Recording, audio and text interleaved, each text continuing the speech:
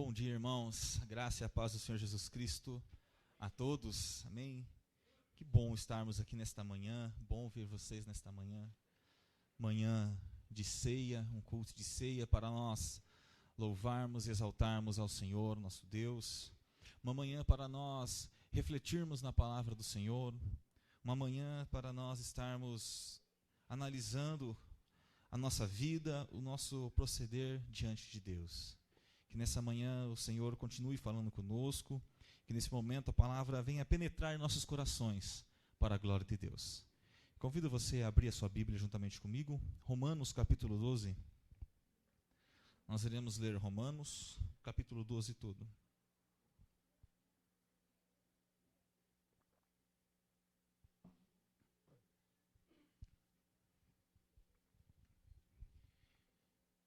Romanos, capítulo de número 12.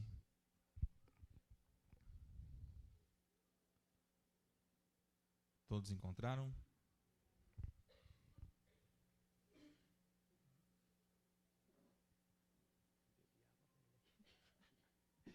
Obrigado. Amém. Que nós venhamos refletir na palavra do Senhor, como nós temos nos comportado perante Ele.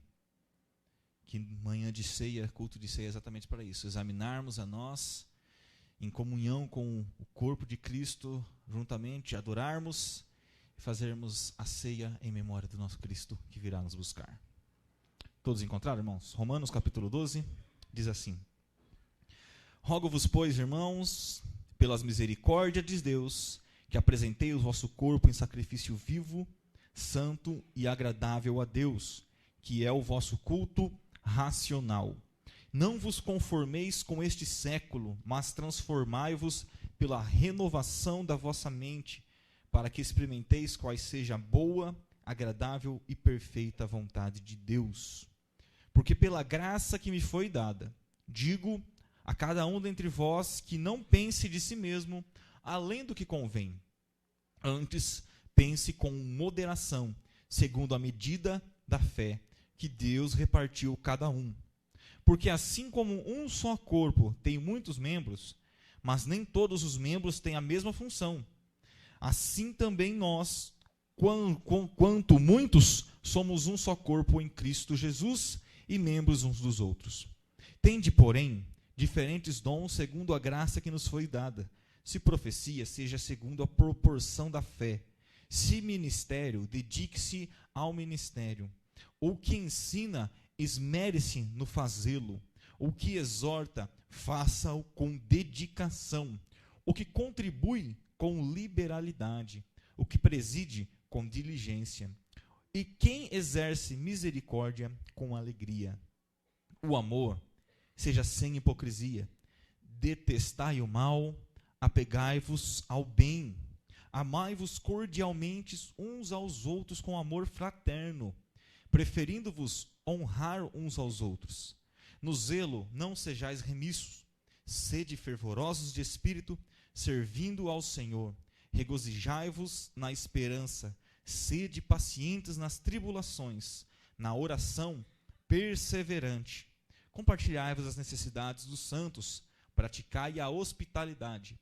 Abençoai os que vos perseguem, abençoai e não vos amaldiçoai.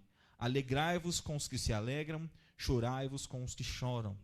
Tende no mesmo sentimento uns para com os outros, em lugar de serdes orgulhosos, condensai com o que é humilde. Não sejais sábios aos vossos próprios olhos, não torneis ninguém mal por mal. Esforçai-vos para fazer o bem perante todos os homens.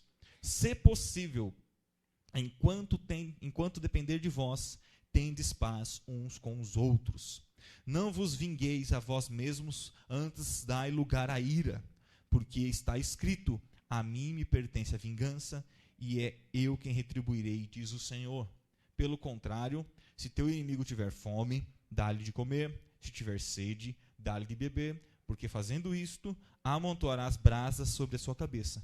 Não te deixe vencer o mal, mas vença o mal com o bem.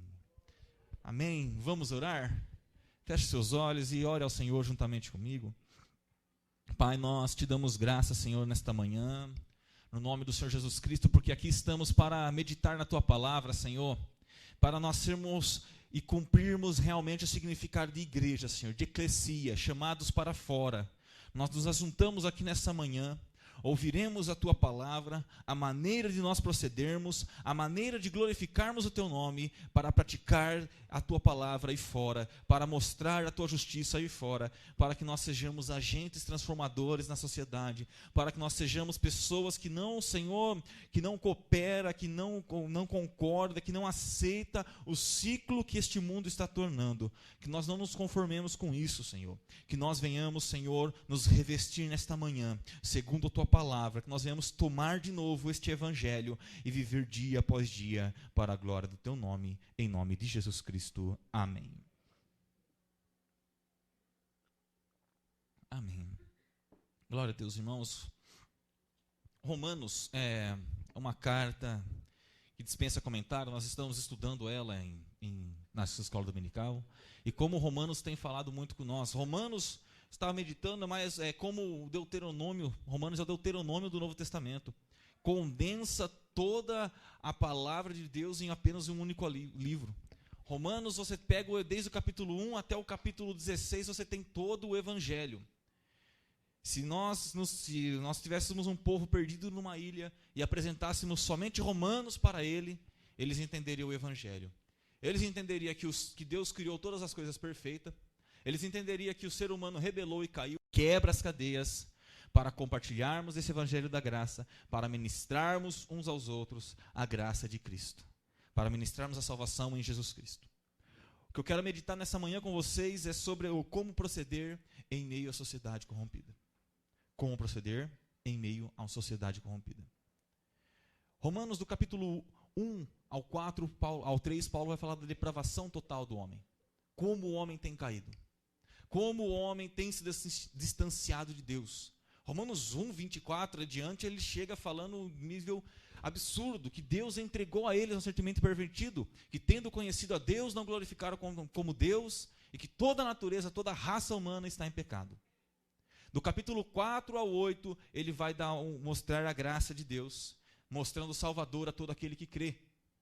Chegando no seu ápice, no capítulo 8, aonde nós estudamos na escola dominical, até o capítulo 8, nós estamos no capítulo 10, nós paramos, se eu não me engano. Vamos entrar no 11, aonde todos têm que ter a plena certeza o que Paulo afirma em Romanos 8:1.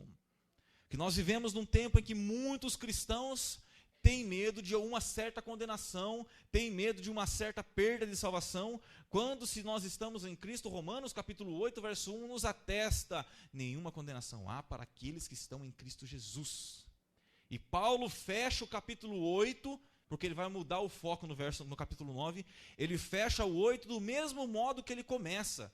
Porque ele diz no verso 38 em diante, porque estou bem certo que nem a morte, nem a vida, nem anjo, nem porvir, nem profundidade, nem altura, nem nenhuma outra coisa nos separa do amor de Deus que está em Cristo Jesus. Bom, se você não tem dúvida nenhuma disso, glória a Deus. Se tem dúvida, se contente com a palavra que diz que você está em Jesus e para a sua vida, meu irmão e minha irmã, não há uma condenação. E Paulo vai e ele fala ainda, nem a morte, porque nós tememos muito a morte. Nós, com exceção a mim, sempre falei que não temo nada disso, né? Quem me conhece há uns 10, 15 anos sabe que a minha pregação sempre foi essa, de não temer a morte. Mas sabemos que muitos cristãos temem a morte, e a garantia que nós temos que nem a morte nos separa do amor de Deus, porque quando morrermos é aí que estaremos vivos mesmo com o Senhor na glória. Não tenha dúvida da sua salvação em Cristo, porque em Cristo não há condenação, em Cristo não há cadeia, em Cristo não há aprisionamento, em Cristo há liberdade, em Cristo há vida, em Cristo está o pleno amor. Do bloco 9 ao bloco 11, Paulo irá relatar sobre a eleição em Israel, sobre a reprovação de Israel. E no bloco 12 ao 16, ele vai começar a falar sobre a postura cristã. Nós, sabendo que nós não temos o que temer, porque nós estamos em Cristo e não há condenação. Estamos livres de todas as cadeias do mal. Beleza, isso é parte de Deus. Agora temos que meditar no que é nossa parte. Como proceder nesse mundo. Paulo começa no capítulo 12 dizendo para apresentarmos pelas misericórdias de Deus o nosso corpo em sacrifício vivo, santo e agradável. Que é o quê? Prestando um culto racional. Não nos conformemos com este século, mas transformamos pela renovação da mente. A nossa mente se renova quando? Quando nós meditamos nas Escrituras, ouvimos a palavra de Deus e temos uma mudança de vida.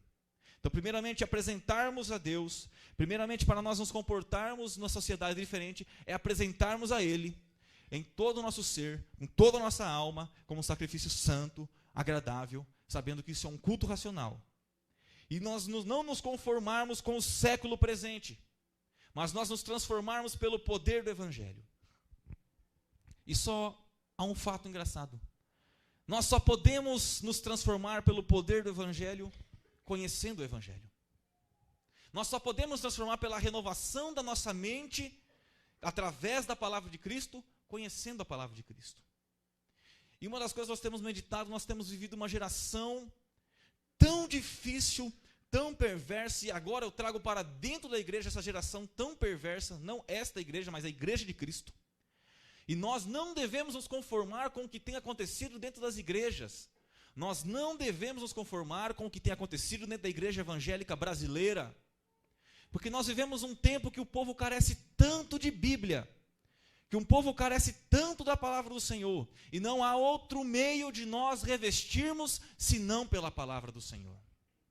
Nós louvamos a Deus porque nós nos esforçamos, lutamos e batalhamos por pregar as Escrituras. Irmãos, não se conforme com o evangelho que estamos tendo na igreja evangélica brasileira. Nós voltamos novamente ao século XVII. Nós, ao século XVI, XVII, estamos vendendo as indulgências, estamos vendendo salvação, estamos vendendo terreno no céu, estamos vendendo tudo. Esses tempos atrás me falaram uma frase que eu já sabia também, muito bem oportuna, por Martin Luther King. Foi até o Márcio que me falou sobre Martin Luther King, que o problema não são a maioria, não são a minoria dos maus. Os maus.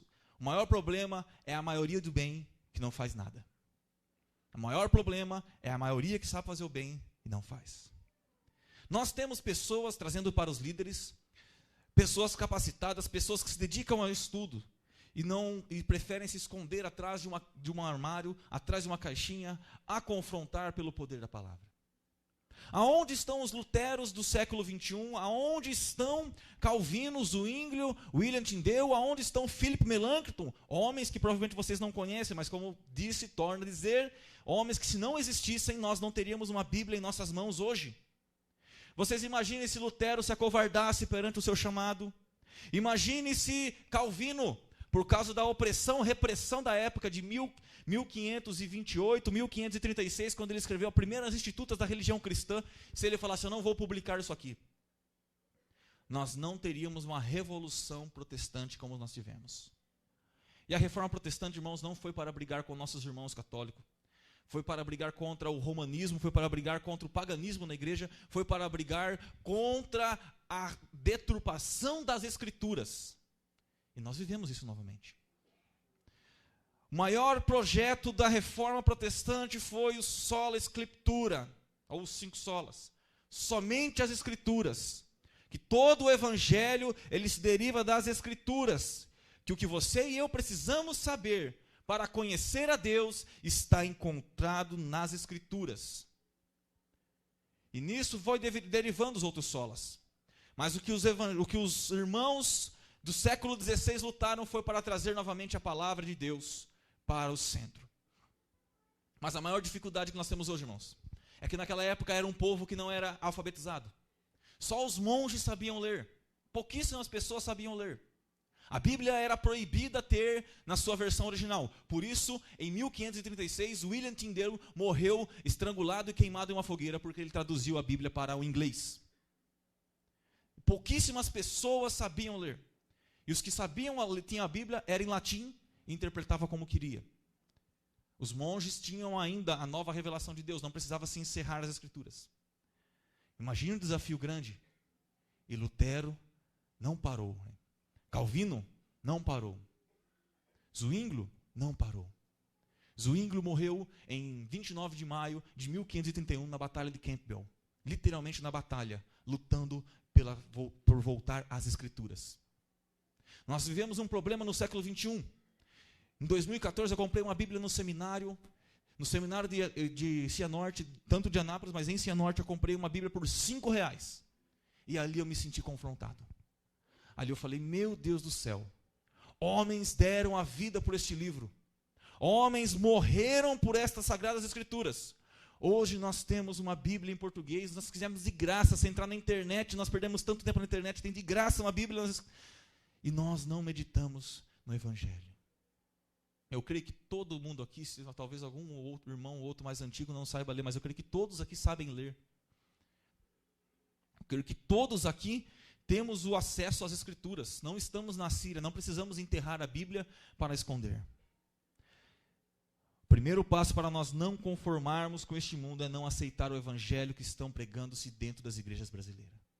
O Evangelho, irmãos, trazendo para mais um sola, do quinto ponto da reforma, do ponto da reforma protestante, é Cristo.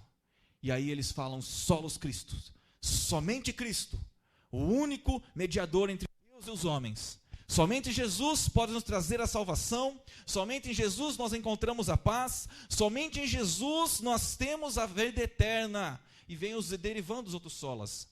Daí vem somente Jesus, sola fide, sola gracia, somente pela fé, somente pela graça, mediante a fé em Cristo, que nós temos a salvação. E consumando o quinto sola, o soli deo glória, tudo isso para somente ser glorificado ao nosso Deus.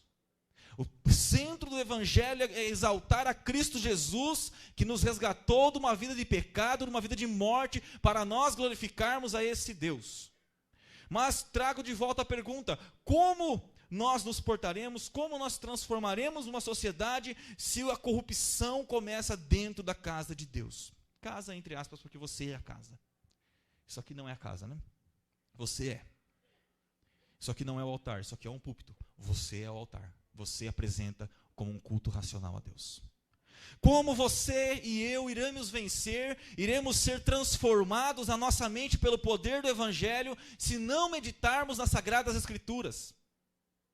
As Sagradas Escrituras é quem nos transforma. Irmãos, eu creio que cada um de nós aqui tem uma experiência particular com Deus quando meditou nas Escrituras. Essa palavra é transformadora, essa palavra é renovadora, essa palavra é quem tem poder para mudar a vida do ser humano. É mediante esta palavra que nós temos vivido, que nós temos pregado, porque ela nos aponta para Cristo, que transforma a nossa vida, a nossa alma, o nosso caráter, o nosso ser, para apresentarmos a Ele em sacrifício vivo, santo e agradável, que é um culto racional.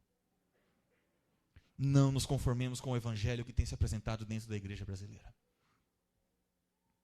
Se o Evangelho que tem te apresentado não tem sido Jesus Cristo, rejeite. Onde está isso na Bíblia, Guilherme? Tá bom, Gálatas 1:8. Seja considerado anátema. Ainda que um anjo do céu te apresente outro evangelho que não seja Cristo Jesus, o centro dele, seja anátema. Irmãos, assim como Paulo, nesta manhã eu rogo a vocês que nós nos apresentemos a Deus, que nós nos apresentemos a Ele com esse sacrifício, com esse culto racional, dando ouvido à sua palavra. Não nos conformamos com o que tem acontecido dentro da igreja brasileira, para que nós venhamos transformar, para que nós venhamos ser cidadãos melhores, para que nós venhamos a manifestar a glória de Deus, que nós não venhamos a nos acovardar mediante o chamado que Deus nos deu.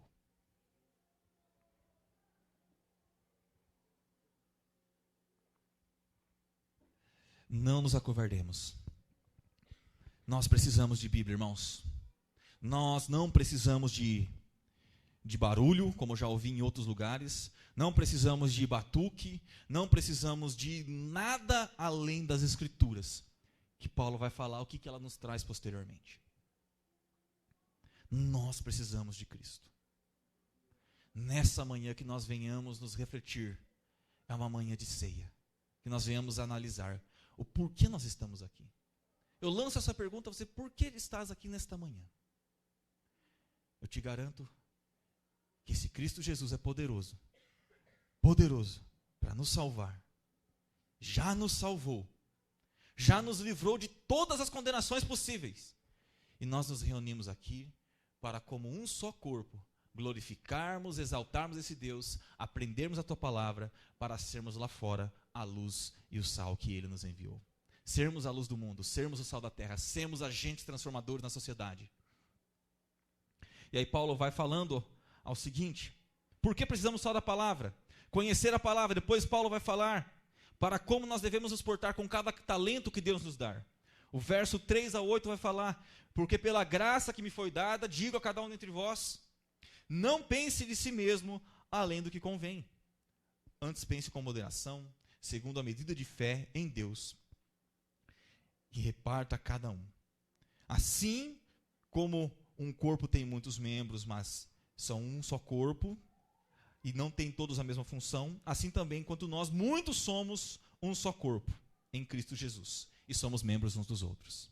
Nós estamos numa igreja, irmãos, para servirmos uns aos outros. O maior método de nós servirmos a Deus é servirmos uns aos outros, em Cristo Jesus, e não nessas quatro paredes, mas sim numa sociedade. Não nos conformemos com esse mundo. Não nos conformemos com o que tem ensinado, agora saindo da igreja, com o que tem ensinado às nossas crianças. Não nos conformemos com as ideologias que têm sido pregadas. Mas, irmãos, só tem uma maneira de combatermos isso: é mediante o poder do Evangelho de Deus. E se nós não temos intimidade com esta palavra, não temos intimidade com esse Deus, não poderemos de modo algum combatermos e seremos contaminados.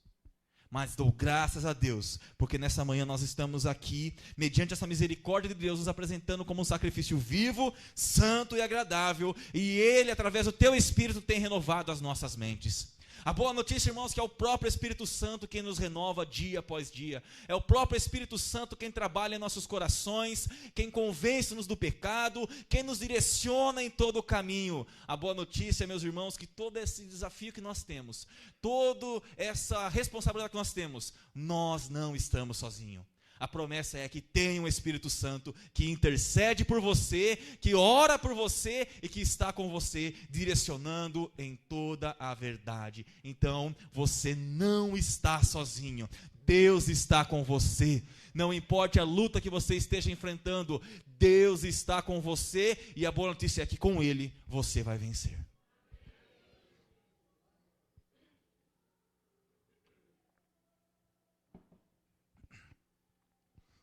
Novamente, não pensemos uns dos outros, não falemos uns dos outros, mas como nos apresentarmos contra uma sociedade corrompida. Não nos conformamos com o evangelho que se tem apresentado na igreja brasileira, revestindo-se, tendo intimidade com a palavra de Deus, amando-vos uns aos outros. Nós chegamos agora no ápice do evangelho. Paulo vai tratar do verso 9 até o verso 21, de um aspecto que nós temos que ter dentro da igreja: o amor, cordialmente amor fraterno. Ele começa que o amor seja sem hipocrisia, detestai o mal e apegai-vos ao bem. É exatamente essa palavra: temos que detestar o mal e apegar-vos ao bem, amarmos uns aos outros. Queridos, o centro do Evangelho de Deus, o centro do Evangelho de Jesus Cristo é amor. Aonde não há amor, não há Evangelho, porque ele não vai apontar para Jesus Cristo. E o amor, ele é sofredor, o amor tudo suporta, o amor tudo crê, o amor tudo sofre, o amor tudo supera. Romanos está repleto também da palavra de amor. Romanos 13:8, um capítulo à frente vai falar: a ninguém devais coisa alguma a não ser o amor com que deveis amar uns aos outros. Então, primeiramente, como nós devemos ser renovados, medite nessa manhã como você tem amado o seu próximo, como eu tenho amado o meu próximo. É o primeiro passo. Eu quero dizer, falando, primeiramente, talvez a maior mudança tem que começar em nós, amando-nos, tendo intimidade com a palavra e perdoando. Um dos cânceres na igreja, além do tanto legalismo, pragmatismo, religiosidade que tem, mas um dos maiores cânceres, o que causa tudo isso, o que traz o legalismo para a igreja, o que traz novamente as indulgências, o romanismo, o paganismo, todas as aberrações, é a falta de amor, a falta de perdão. perdão rói com uma gangrena dentro dos nossos corações. O reverendo Samuel Vieira é um homem muito inteligente, um homem que eu gosto muito, um reverendo presbiteriano de Anápolis. Ele diz o seguinte, que o rancor, a falta de perdão, é como uma ponta de ferro em nossos corações. No começo ela fica machucando, ela fica roendo esse ferro, fica sangrando, abrindo buracos e feridas. E nós remoendo, sofrendo e sofrendo. Mas chegará um ponto que a carne vai se roer, ou a ponta de ferro vai se desgastar, e ali vai começar a roer, e nós não sentiremos mais dores, não teremos mais as dores. Mas porém o rancor, o ódio e a falta de perdão está ali dentro, matando dia após dia. Que nós venhamos viver o perdão. Maior expressão de amor é olhar para a pessoa e dizer, eu te perdoo. Maior expressão de amor é dizer, eu te perdoo. Sabe por quê? Na cruz do Calvário, Jesus estava falando isso para nós. Eu te perdoo. Na cruz do Calvário, Jesus olha e fala, Pai, perdoai, porque eles não sabem o que fazer. E quando ele diz, tetelestai, está consumado, fala, eles estão perdoados, eles estão salvos pela graça, mediante esse sacrifício. E a prova foi que no mesmo instante, o véu do templo se rasgou. Então você não precisa mais ir a um templo fazer sacrifício, porque ele foi rasgado. Agora nós só temos que olhar para Cristo, que é o autor e consumador da nossa fé, e nele nos firmar, porque ele nos faz caminhar.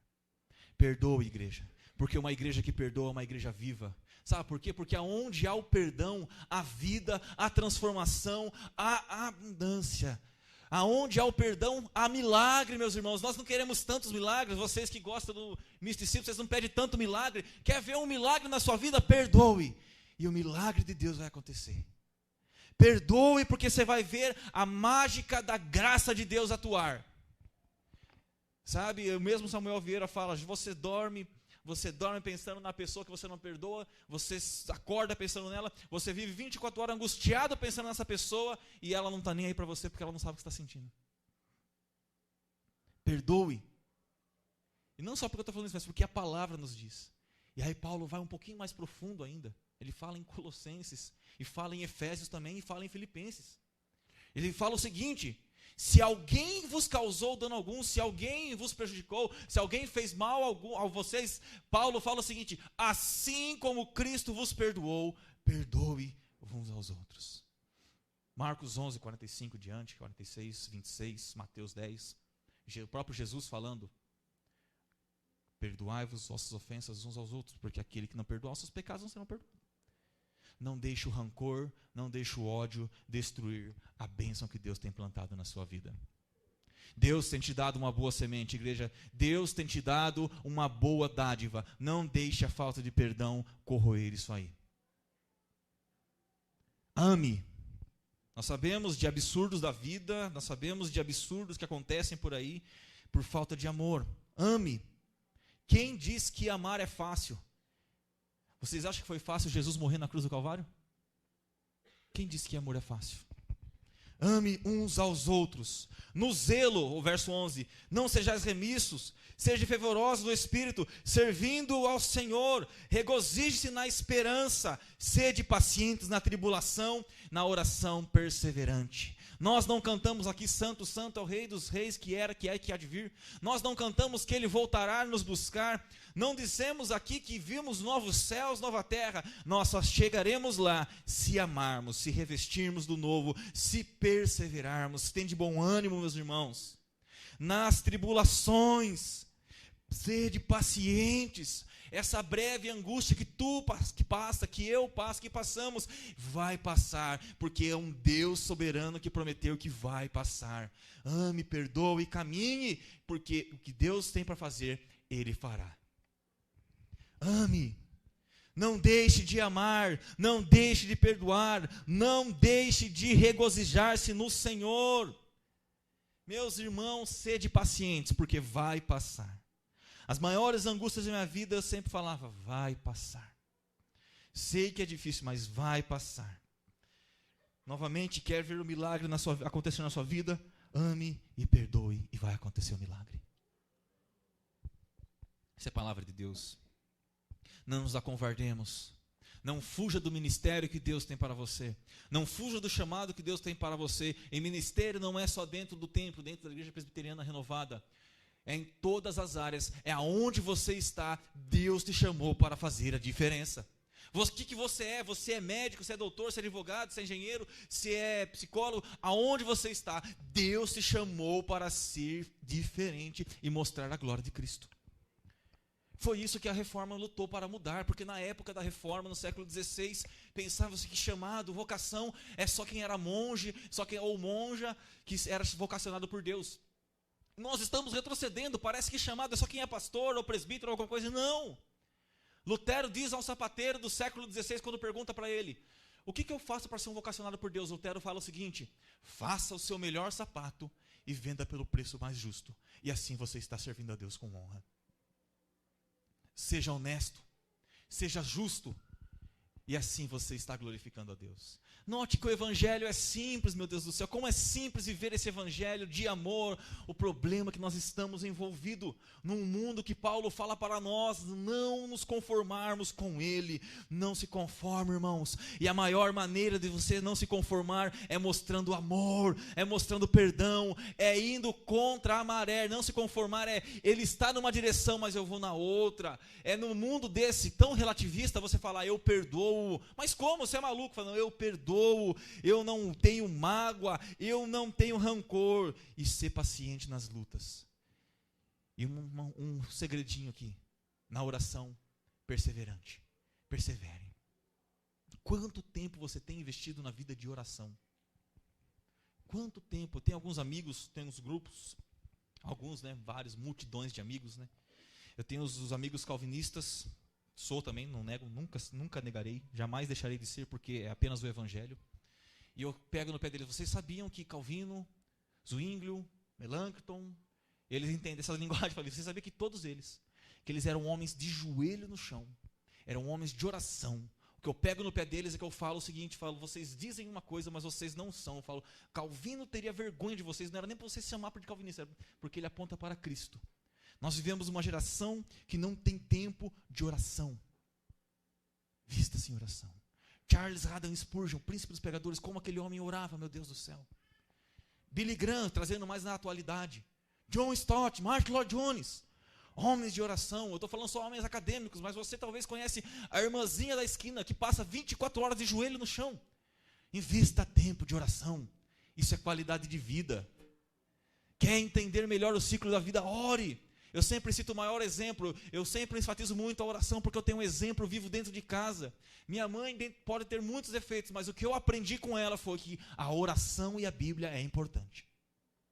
Eu, desde criança, acordar, ver minha mãe orando, dormir, ver minha mãe orando, depois do almoço, ver minha mãe orando. O maior exemplo prático, uma vida de oração é uma vida que transforma. Invista na oração, meus irmãos. Em breve Jesus vem nos buscar. É de nós que servimos a Deus, não Ele que serve a nós. Invista em oração, invista pelo amor do Senhor Jesus Cristo, apresente-se em sacrifício vivo, santo e agradável. E oração não é falar, potentíssimo, soberaníssimo, altissonante, magnífico, eu fico estupefadíssimo na sua presença, Pai eterno. Não, Ele é seu Pai. Fala, Pai, olha, e na oração nós agradecemos. Pai, eu te louvo por tudo que o Senhor fez, mas nós também pedimos, porque Ele é Pai. Pai, me ajude a caminhar, me ajude a perseverar, me ajude a não se conformar com esse mundo. Pai, Deus é Pai, Ele cuida de você, Ele cuida de você, Ele quer ter uma intimidade com você. Chegue hoje na sua casa e fala, Pai, eis-me aqui, me apresento a Ti, me ensina a não me conformar, me ensina a lidar com as situações da vida. Nós erramos tanto, irmãos, nós somos tão falhos, e eu erro tanto porque nós somos tão falhos. Precisamos orar mais, precisamos nos colocar mais em joelho, mas também precisamos ter mais intensidade no estudo da palavra. e perdoe, porque se você não perdoar, você não pode nem orar o Pai Nosso. Perdoa as minhas dívidas, ou ofensas, ou pecados, assim como eu perdoo aquele que me tem ofendido. Perdoe. E aí entramos, como não nos conformarmos com esse mundo, em meio às angústias, compartilharmos as necessidades uns dos outros, praticar a hospitalidade, abençoe o que persegue, alegre-se com os que se alegram, chorem com os que chorem, tende o mesmo sentimento uns para com os outros, em lugar de ser orgulhosos, condescendei com o que é humilde, não sejais sábios aos vossos próprios olhos. Não torneis ninguém mal por mal, esforça-se e faz o bem, e se possível, enquanto puderes, tende parte com todos os homens. Sabe, o evangelho, isso é ir contra o mundo, isso é ir contra a maré. O evangelho, o Paulo está falando uma utopia aqui, é impossível viver isso. É impossível, como assim eu me compartilhar, compadecer, chorar com o que chora, eu perdoar, eu fazer isso, eu não ter raiva, eu não ter bronca, como que é isso? É isso, é o evangelho, nos chama a um desafio, irmãos, a não se conformar com o mundo. Isso é não se conformar com o mundo. Não se conformar com o mundo não é só nós sentarmos em nossa sala na hora do descanso, vermos no jornal, olha, o bandido matou não sei quem, eu não me conformo com isso. Não é só isso, é você ir contra toda essa maré. Tudo isso que eu falei para vocês, tudo isso que Paulo está falando, sabe, nós vivemos um tempo de Hernandes Dias Lopes fala de um analfabetismo bíblico. As pessoas, os líderes religiosos não sabem interpretar a Bíblia.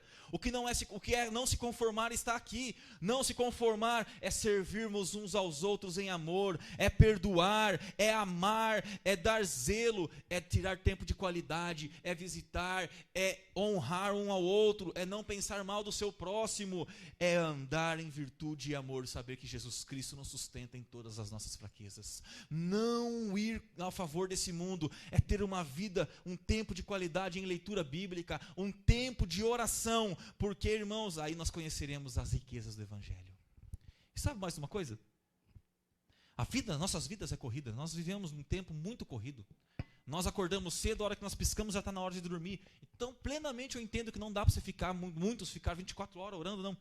Mas tire 10 minutos para meditar na palavra de Deus. Tire 5 a 15 minutos de oração. E eu te garanto que você terá uma nova visão de sociedade. Eu te garanto que vai se passar alguns dias e 10 minutos se transformará em alguns minutos a mais. Passando-se alguns meses, minutos se transformarão em horas. E passando alguns tempos, você não mais deixará de meditar nisso, porque você vai ver a riqueza do evangelho. Um evangelho que transforma. Sabe? E a transformação do evangelho, meus irmãos, não é fazer desaparecer os seus problemas. Os problemas não vão desaparecer. Esse é um problema do século 21, é achar que o pastor, que o presbítero, que a igreja vai fazer o problema, não vai desaparecer. Não vai desaparecer o seu problema. O evangelho vai te ensinar a conviver, a superar e a vencer o seu problema. É isso que vai fazer. Qual era o problema do século XVI? Não ter palavra, não ter escrituras, indulgências, venda de salvação, venda de tudo, pena de ganso, ovo do Espírito Santo, pedaço da cruz de Cristo. Esse era um problema, não dos nossos irmãos católicos, mas do romanismo, que é o mesmo problema da igreja evangélica de hoje. Os nossos irmãos do passado não ficaram parados. Os problemas não desapareceram. Muitos foram queimados, outros estrangulados, outros no campo de batalha. Mas isso me faz me alegrar e regozijar, porque muitos morreram, perderam a sua vida, passou-se famílias, mas a palavra de Deus permanece até hoje, porque ela é inerrante, infalível, e ela vai estar até o fim, como um padrão de como vivemos. Que nós não nos acovardemos. Os problemas dos nossos irmãos do passado não sumiram, mas pela palavra de Deus, mediante esta palavra, eles venceram todas as dificuldades, eles superaram todos os desafios.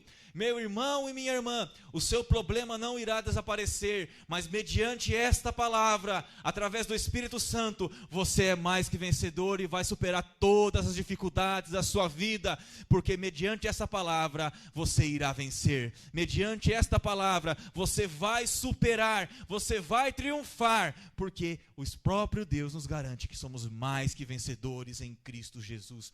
Você é mais que vencedor, não se desanime, não se angustie, você vai vencer por meio de Cristo Jesus. Mas isso nos mostra o quê? Precisamos levantar e reagir. O problema não vai desaparecer como mágica, mas eu vou vencer. Seu problema ele pode não desaparecer, mas você vai vencer por Jesus Cristo. Não importa, irmãos, o que você tem passado, Deus vai te ajudar.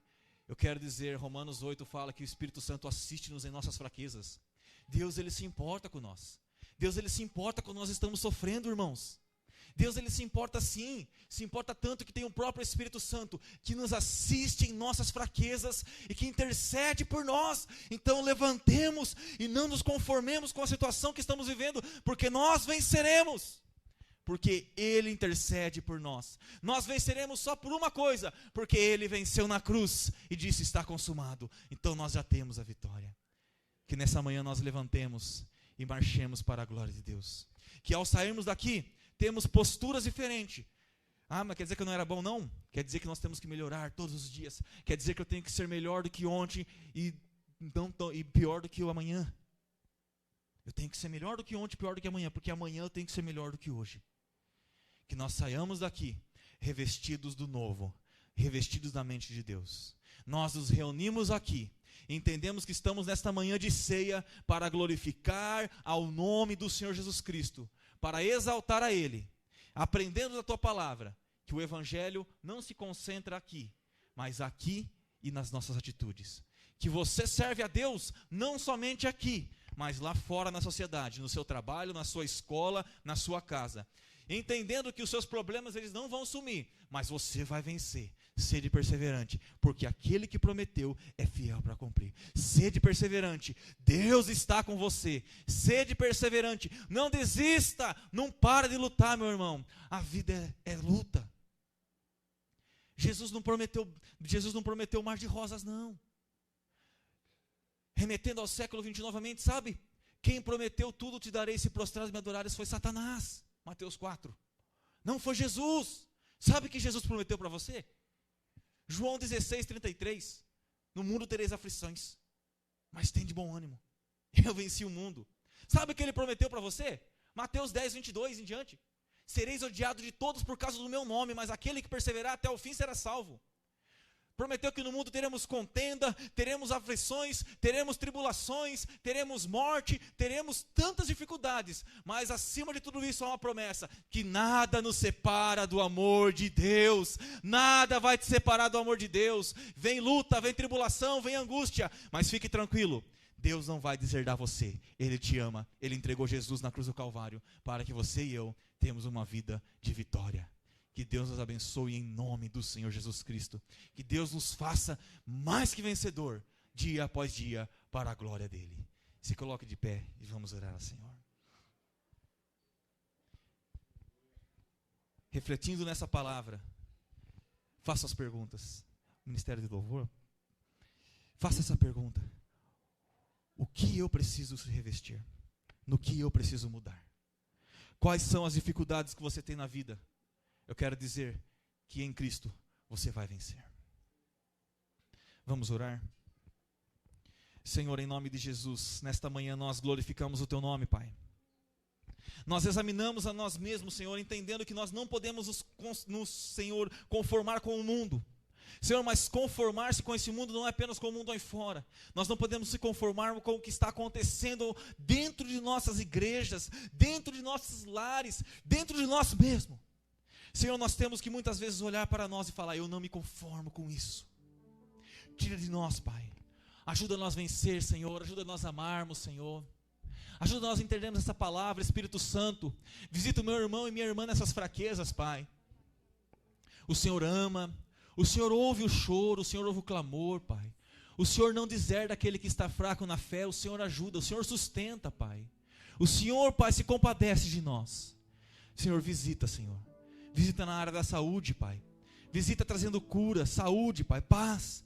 Visita, Senhor, as famílias. Visita, Senhor, os casamentos. Visita, Senhor, com restauração. O Senhor é quem restaura. O Senhor é quem fortalece. Visita, Senhor, as nossas crianças. Que nós não venhamos nos conformar, Pai, com os ataques do maligno sobre nossas vidas. Nós nos revestimos do Evangelho nessa manhã. Em nome do Senhor Jesus Cristo. Amém. Amém. Assim, já quero chamar os presbíteros à frente. Vamos participar da ceia do Senhor. Que você medite nessa palavra. E esteja atento. Que o Senhor quer falar contigo. Eu convido você a ceiar. E nesse momento nós fazemos memória de Cristo. Depois de alimentarmos na palavra, aprendermos que nós vamos vencer os desafios e dificuldades. Nós faremos a ceia, que é comunhão. Comunhão entre os irmãos. Neste ato nós estamos declarando: nós somos de Jesus e para Ele nós iremos. Igreja, Ele vem nos buscar.